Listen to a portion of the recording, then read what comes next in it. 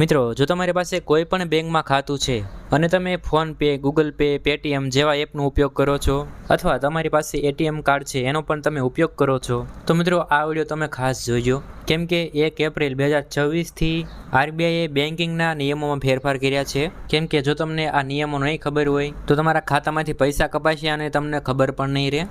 એમાં સૌથી પહેલો ફેરફાર જોઈએ એટીએમ ટ્રાન્ઝેક્શન પર. હા મિત્રો, હવે તમે એટીએમમાંથી પૈસા ઉપાડશો એટલે તમારું ટ્રાન્ઝેક્શન લખાઈ જશે અને એમાં હવે લિમિટ આવશે. હવે આ લિમિટ કેટલી છે એ જાણતા પહેલાં મારી એક વિનંતી છે કે તમે વિડીયોને લાઇક કરજો અને ચેનલ પર નવા હોય તો ચેનલને સબસ્ક્રાઈબ કરજો. તો હવે તમારી એટીએમ પર ફ્રી લિમિટ પૂરી થયા પછી દરેક ઉપાડ પર તમારે 23 રૂપિયા પ્લસ જીએસટી આપવા પડશે.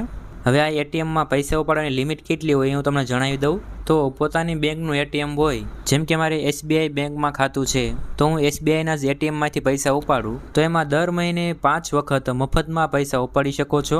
અને જો બીજી બેંકનું એટીએમ હોય તો એમાં 3 ટ્રાન્ઝેક્શન ફ્રી. તો દર મહિને આ ટ્રાન્ઝેક્શન ગણાશે. તો આ ટ્રાન્ઝેક્શન પૂરા થાય પછી પણ તમે પૈસા ઉપાડો તો તમારે દરેક ટ્રાન્ઝેક્શન ઉપર 23 રૂપિયા પ્લસ જીએસટી ચાર્જ લાગુ પડશે. તો આ એક એટીએમનો નિયમ હતો.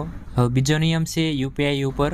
તો તમે ગૂગલ પે, ફોનપે, પેટીએમ જેવી એપ વાપરતા છો તો એમાં તમે કોઈને ઓનલાઈન પૈસા આપો છો કોઈ પણ એપથી અને એમાં તમે પિન નાખો છો 6 આંકડાનો હોય કે અથવા તો 4 આંકડાનો. તો હવેથી પિનકોડ નાખવાથી પૈસા નહીં મોકલાય. તો હવેથી કોઈ પણ એપમાં આ ઓનલાઈન પૈસા મોકલવા હોય તો હવેથી બાયોમેટ્રિકથી થશે. એટલે કે હવે ફિંગરપ્રિન્ટ્સ અથવા ફેસ આઈડીથી પૈસા મોકલાશે. અને જો તમે બીજા ફોનમાં એટલે કે કોઈ નવા ફોનમાં ફરીવાર ગૂગલ પે, ફોનપે જેવી એપો ડાઉનલોડ કરીને લોગિન થાવ છો તો તમે 24 કલાક માટે વધારે પૈસા નહીં મોકલી શકો. 5000થી વધુ નહીં મોકલી શકો માત્ર 24 કલાક માટે જો તમે નવા મોબાઈલમાં લોગિન થાવ છો તો. અને હવેથી વેરીફાઈ પેની સિસ્ટમ આવશે.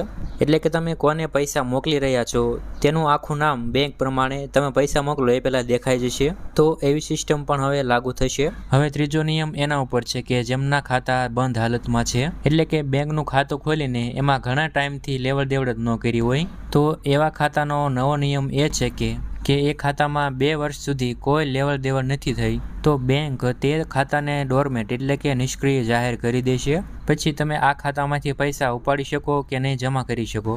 એટલે જો તમારી પાસે આવું કોઈ ખાતું હોય તો એમાં દર 6 મહિને 100 રૂપિયા જમા કરાવો અથવા ઉપાડો જેથી તમારું ખાતું ચાલુ રહે. હવે ચોથો નિયમ એ છે કે જે બેંક માટે છે કે બેંકોએ હવેથી કોઈ પણ છુપા ચાર્જીસ એટલે કે હાઇડન ચાર્જીસ કે જે ખાતાધારકને ખબર નથી હોતી કે આ શેના પૈસા કપાણા તો હવેથી એવું નહીં થાય. હવેથી બેંકને ગ્રાહકને અગાઉથી જાણ કરવી પડશે કે આના પૈસા કપાણા અને પાસબુકમાં લખીને પણ આપવું પડશે કે પૈસા આના કપાણા. તો મિત્રો આ હતા બેંકના અમુક નવા નિયમો. તો મિત્રો આમાંથી તમને કયો નિયમ અનુકૂળ લાગ્યો એ કોમેન્ટ કરજો અને વિડીયોને લાઇક કરજો અને ચેનલને સબસ્ક્રાઈબ કરજો.